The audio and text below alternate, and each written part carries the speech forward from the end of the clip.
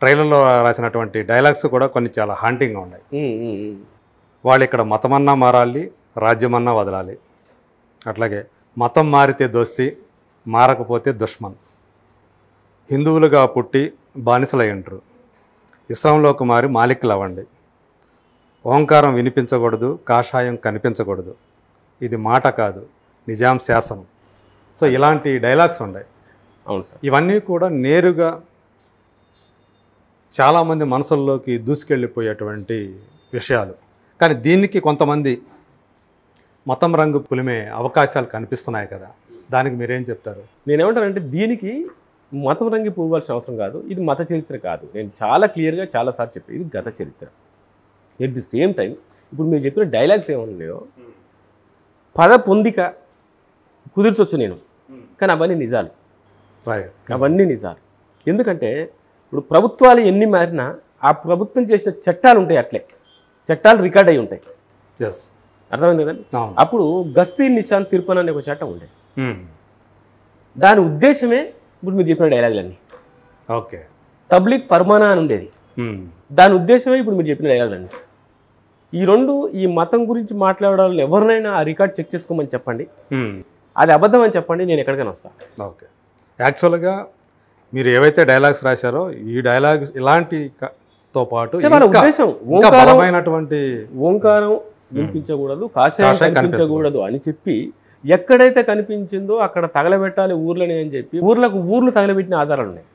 పండగలైతే గణేష్ నిమజ్జనమైనా బతుకమ్మలైనా కూడా మీరు మన హిందూ దేవాలయాల గోడలు చాలా పెద్దగా ఉంటాయి, డోర్లు పెద్దగా ఉంటాయి, వాటి మధ్యలో చేసుకోవాల్సింది బయటికి ఇంత సౌండ్ వినిపించకూడదు.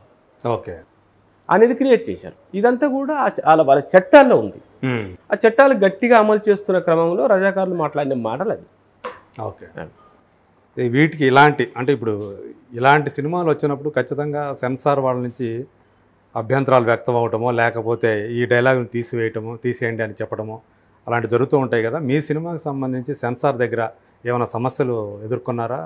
అంటే సెన్సార్కి కొన్ని రూల్స్ ఉంటాయి సార్. అవును, వాళ్ళ నిబంధనల ప్రకారం వెళ్తారు. అవును, నేను ఇన్నేళ్ళుగా సినిమా ఫీల్డ్లోనే ఉన్నవాని కాబట్టి నాకు అన్ని వాళ్ళకి ఏం కావాలో, ఏం చెయ్యాలి, ఏం చేయొద్దో నాకు చాలా క్లియర్ తెలుసు. అదే చేసింది ఎలా చేయాలో తెలుసు. ఈవెన్ నేను కమర్షియల్ సినిమా తీస్తే తప్పు చేసి తప్పించుకోవడం ఎలా కూడా నాకు తెలుసు. అయితే ఈ సినిమాకి వచ్చే టైంకి ఏంటంటే వాళ్ళకి ఆధారం కావాలి, ప్రూఫ్ చూపించగలగాలి. చూపిస్తే చాలు, చూపించాలి, కంపల్సరీ ప్రూఫ్ చూపిస్తే ఆ ప్రూఫ్ నిజమైతే చాలు. దానికి నేను వాళ్ళు ఒకటి అడిగిన ఒకదానికి నేను 4 చూపించాను. ఓకే. నేను ఎప్పుడో ఏమైంది ముద్రణ ఆగిపోయిన పుస్తకాలను కూడా సేకరించి అప్పుడప్పుడు సీనియర్ సిటిజన్స్ దగ్గర, పెద్దోళ్ళ దగ్గర, అప్పుడు పోరాటంలో పాల్గొనడం దగ్గర సేకరించి జిరాక్స్లో తీసుకొచ్చి వాళ్ళకి చూపించడం కోసం ఒరిజినల్ చూపించి నేను వాళ్ళకి తర్వాత జిరాక్స్ ఇచ్చి ఇవన్నీ ఏర్పాట్లు చేసి వాళ్ళకి చూపించాను. వాళ్ళకు ప్రూఫ్ ఉంటే చాలు సార్. సో నేను అన్ని రకాల ప్రూఫ్ చాలా క్లియర్గా చూపించాను. కాబట్టి ఏంటంటే నాకు అక్కడ అంత ఇబ్బంది రాలా. వాళ్ళు ఎలా అంటే వాళ్ళకి అవసరం కూడా చిన్న థిన్ లైన్ కూడా ఇది ఎక్కడి నుంచి తీశారు, ఇది ఏ బుక్లో తీశారు, ఆ బుక్ ఎవరు రాశారు, ఆ రైటర్కి ఉన్న ఇదేంటి, ఊరికే ప్లెయిన్గా ఏదో ఈ బుక్ ఉన్న నేనే ఒక బుక్ ప్రింట్ చేసి కమర్షియల్ సినిమా అయితే ఇన్ని అవసరం లేదు. కానీ ఇది ఒక చరిత్రకు సంబంధించినటువంటి ఒక వివాదాస్పదమైనటువంటి అంశం కాబట్టి, అంటే యాక్చువల్గా ఇది వివాదాస్పదం అని ఇప్పుడు అంటున్నాము, అప్పుడు ఆ బాధలు పడ్డ వాళ్ళకే తెలుస్తాయి కదా అవన్నీ కూడా. నేను ఏమంటాను సార్ అంటే దీన్ని వివాదంగా తీసుకుంటే వివాదమే, ఇతిహాసంగా తీసుకుంటే ఇతిహాసమే. మీరు వివాదంగా తీసుకొని దీన్ని వివాదం చేసి మా చరిత్రని మళ్ళోసారి తొక్కేయాలని చూడొద్దు, మా కష్టాలని మా పోరాటాలని ఇంకోసారి తొక్కేయాలని చూడొద్దు. ఇది ఇతిహాసంగా తీసుకోండి. దీని ఎవరైతే దీని మీద వ్యతిరేకంగా మాట్లాడుతున్నారో వాళ్ళకి చెప్పే మాట దీన్ని ఇతిహాసంగా తీసుకోండి. ఇలాంటి పరిస్థితులు మళ్ళీ రాకుండా జాగ్రత్త పడండి. అందుకోసం ఎందుకు తీస్తున్నారు ఇప్పుడు, ఎందుకు అంటే ఇందుకే ఈ పరిస్థితులు మళ్ళీ రాకుండా జాగ్రత్త పడండి. సో మీది రివైజింగ్ కమిటీ దాకా వెళ్ళాల్సిన అవసరం కలగలేదు? అవసరం లేదు. అదే నేను మేడం కూర్చోబెట్టారు. అంతకైతే ఏంటంటే మిగతా సినిమాలకి ఒక మీటింగ్లో అయిపోతుంది. ఎవరు? Shefali madam, censor officer. Okay.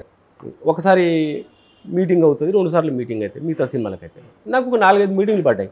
Okay. 4-5 sittings పడ్డాయి. 4-5 మేధావులతో కూర్చోబెట్టారు, ఆవిడకున్న వీళ్ళతో. అందరితో క్వశ్చన్ చేయించారు, అందరితో జరిగింది. ఆవిడ సైడ్ చాలా స్ట్రిక్ట్గా చాలా సీరియస్గా తన డ్యూటీ తను చేశారు. ఓకే. నేను అంతే, నేను ఎంత ఆధారాలు చూపించాలో నా దగ్గర ప్రతి సన్నివేశానికి ప్రతి డైలాగ్కి ఇంత హైట్ ఫైల్స్ తీసుకెళ్ళిపోయా. 2 సూట్ కేసులు తీసుకెళ్ళి అక్కడ పెడితే సార్ ఇవన్నీ ఏంటి సార్, ఇవన్నీ సార్ మీరు చదువుతుంటే నేను రెడీ. ఇవి ఆధారాలు, ఇవి ఆధారాలు నా దగ్గర. ఇవన్నీ మీరు చదువుతుంటే మీరు చదువుతుంటే నేను రెడీ అని వాళ్ళు షాక్. అలా కాదు సార్, మేము అడిగిన క్వశ్చన్స్కి ఇవ్వండి అంటే వాళ్ళ క్వశ్చన్స్ తీసుకొని మళ్ళీ నేను అవి ఎక్కడి నుంచి తీసానో ప్రిపేర్ చేసి అవి తీసుకొచ్చాను. ఓకే ఇది ఓకే, ఒరిజినల్ ఏవి ఇది అంటే మళ్ళీ ఒరిజినల్ తీసుకెళ్ళాను. ఈ ఒరిజినల్స్ ఓకే, ఈ రాసిన రైటర్స్ ఎవరు, వాళ్ళకి సమాజంలో ఉన్న పేరేంటి, వాళ్ళు ఎంతవరకు కరెక్ట్, మళ్ళీ వాళ్ళ హిస్టరీ తీసుకెళ్ళి. సో వాళ్ళు ఎక్కడ చాలా జరిగింది చాలా ప్రాసెస్ సెన్సార్ దగ్గర. చాలా ఎంతకాలం పట్టింది అక్కడ ఈ లెక్కనైతే? ఒక 2-3 వీక్స్ బట్టి. ఓకే. అంటే వాళ్ళు ఫాస్ట్ మీరు ఎంత ఫాస్ట్గా ఉంటే మేము అంత ఫాస్ట్. యాక్చువల్గా మీకు ఇచ్చిన డేట్ ఏదైతే ఉందో దాన్ని బట్టి చూసుకుంటే అక్కడి నుంచి 3 వారాలు పట్టింది అంతే. అంటే నాకు ఈ 3 వారాల టైం కూడా మధ్యలో 2-3 లీవ్లో ఉండడం, లోకల్ లేకపోవడం ఒకసారి జరిగింది. మీరు నాకు క్వశ్చన్ వేశారు, దాన్ని నేను రెడీ చేయించాలి కదా, మరి అది తీసుకురావాలి, ప్రింట్ తీయించాలి, ఒక బుక్ ఉంది. నిజానికి త్వరగా అయినట్టే లెక్క. చాలా మీ దగ్గర ఆధారాలన్నీ ఉన్నాయి కాబట్టి నాకు ఇవన్నీ తెలుసు కాబట్టి, నాకు ఒక ఎక్స్పీరియన్స్ ఉంది కాబట్టి ఇవన్నీ నేను రెడీ చేసి పెట్టుకున్నాను. ఇవన్నీ రెడీ చేసి పెట్టుకున్నాను. అడుగుతారని తెలుసు ప్రతి సీన్కి. ఉదాహరణకి నేను చేసిన సీన్స్ 100 సీన్స్ ఉంటే ఫస్ట్ సీన్ ఎక్కడి నుంచి తీసుకున్నాం, దానికి ఏంటి ఏంటి ఏంటి ఆధారం. సెకండ్ సీన్ దానికి ఏంటి ఏంటి ఏంటి ఆధారం. అవన్నీ రెడీగా ఉన్నాయి ఇప్పుడు నాకు. ఓకే. మీరు ఎవరి దగ్గర పెట్టినా, 100 మందిలో డిబేట్లో పెట్టినా నేను చూపించగలను. ఒక మోస్ట్ కమర్షియల్ డైరెక్టర్ శిష్యుడై ఉండి, కె రాఘవేంద్ర గారి శిష్యుడై ఉండి, ఆ టైప్ ఆఫ్ మూవీల్లోకి వెళ్ళకుండా మీరు అంటే స్వర్ణ ఖడ్గం అనే సీరియల్ చేశారు, దానికి మంచి పేరు సంపాదించుకున్నారు. అది భారీ స్థాయిలో ఒక కమర్షియల్గా తీశారు. సినిమాకి వచ్చేటప్పటికి ఇలాంటి సబ్జెక్టుని తీసుకోవటం ఇదంతా కూడా అంటే ఈ తపనతోటేనా, చరిత్రను చెప్పాలి అనే తపనతోటేనా, లేకపోతే ఈ కమర్షియల్ సినిమాలు చేయడానికి మీకు అవకాశాలు రాలేదా మీకు? రెండు సార్. ఓపెన్గా మాట్లాడుకుంటే సార్, నేను పక్కా కమర్షియల్ డైరెక్టర్ సార్. నాకు కమర్షియల్గా ఏ ఆడియన్స్కి ఏం రిసీవ్ చేసుకోగలరో నాకు నాలెడ్జ్ ఉంది. మా గురువుగారి దగ్గర శిష్యరికం కానివ్వండి, ఒక జర్నలిస్ట్గా సమాజంలో తిరగడం వల్ల కానివ్వండి, ఒక సినిమా పిచ్చోడికి కానివ్వండి, నాకు అది ఉంది. నేను ఒక సీన్ని ఎంత కమర్షియల్గా చూపించగలనో, ఎంత జనరంజకంగా చూపించగలనో నాకు తెలుసు. అందుకే నేను రాఘవేంద్రరావు గారి ప్రియ శిష్యునయ్యా. ఓకే. నేను మా కాంపౌండ్లో ఫస్ట్ స్టూడెంట్ నెంబర్ 1 రాజమౌళి గారు.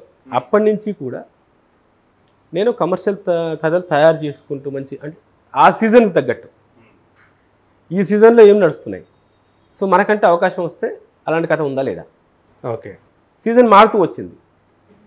విశ్వనాథ్ గారి టైంలో ఒకటి వచ్చింది, రాఘవేంద్రరావు గారి టైంలో ఒకటి వచ్చింది, జంధ్యాల గారి టైంలో ఒకటి వచ్చింది, దాసరి గారిది ఒక రకం, గారిది ఒక రకం, రామ్ గోపాల్ వర్మ గారిది, కృష్ణవంశ అనే వాళ్ళది, వీళ్ళందరూ ఒక రకం. ఎవరు ఏం చేసినా నేను చేయగలనా లేదా అనుకోవడం, అలాంటి కథ అలా నా దగ్గర 100 కథలు ఉన్నాయి. అవునా? ఉన్నాయి. ఆ టైంకి అంటే ఎవరిది ఏ పీరియడ్ నడుస్తుంటే ఆ టైప్ అది మనం చేయగలమా లేదా. ఈవెన్ మైథాలజీ నేను ప్రూవ్డ్, మీకు తెలిసింది. విశ్వనాథ్ గారిని పెట్టి శివనారాయణ తీర్థులు చేశాను. ఆయనతో అప్రిసియేషన్స్ అంటే ఆస్కార్ అవార్డే కె విశ్వనాథ్ గారిని యాక్ట్ చేయించడం అంటే. తర్వాత స్వర్ణ ఖడ్గం 8 భాషల్లో సౌత్ నుంచి వచ్చిన ఫస్ట్ అండ్ లాస్ట్ సీరియల్ ఇంకా రాదు, అంత పెద్ద సబ్జెక్ట్. ఎందుకంటే 8 కోట్ల సెట్స్కే కావాలి దానికి, రాదు. అలాంటివన్నీ చేశాను నేను. ఇప్పుడు ఏమైంది, జనరేషన్ మారింది సార్. ఇప్పుడు జనరేషన్లో మీరు ఒక హిస్టరీ అనే చెప్పాలి, కొత్త బ్యాక్డ్రాప్ అనే చెప్పాలి, కథ ఎంతగా కొత్తగానే చెప్పాలి, నేను ఒక కాన్సెప్ట్లోనే వెళ్ళాలి. ఇప్పుడు మొన్న ఒక గుంటూరు కారం అని ఒక సినిమా వచ్చింది సార్. చాలా బాగుంది సినిమా. మంచి డైలాగులు, మంచి మేకింగ్, మంచి డైరెక్షను, మంచి లొకేషను, మంచి ప్రొడక్షన్ వాల్యూస్, మంచి హీరోయిజం, కమర్షియాలిటీ అన్నీ ఉన్నాయి. బట్ సెకండ్ స్టెప్లో ఉంది, 2వ స్టెప్లో ఉంది అప్పుడు రిలీజ్ అయిన సినిమాలో. ఎందుకు ఉంది అంటే జనరేషన్ మారుతుంది. అంటే అది మళ్ళీ రిపీట్ అవుతుంది సైకిల్ చక్రం లాగా. ఇప్పుడు ఈ జనరేషన్ ఇంకోటి కోరుకుంటుంది. ఇలా కోరుకుంటున్న టైంలో నాకు అవకాశం వచ్చినప్పుడు ఏం చేయాలి అన్నప్పుడు, ఇంత పెద్ద చరిత్ర మన దగ్గరే ఉంది కదా అనే ఆలోచన. దానికి అంటే మొన్న సంక్రాంతి సినిమాలో రిలీజ్ అయిన వాటిల్లో హనుమాన్ అనే సినిమా ముందుకు రావటం కూడా మీకు ఈ రజాకార్ సినిమా మీద ఇంకా నమ్మకం ఆటోమేటిక్ కలిగిస్తుంది ఆటోమేటిక్గా. ఎందుకంటే నేను గుంటూరు కారం లాంటి కమర్షియల్ సినిమాలు చాలా బాగా చేయగలను. ఓకే. చాలా బాగా చేయగలను. సో ఇప్పుడున్న ఈ చరిత్ర చెప్పడం అనేది ఎన్నిటికీ చేసింది ఒక ఎత్తు, ఇది ఒక ఎత్తు సార్. అడుగు అడుగున గండంతో కూడింది ఇది.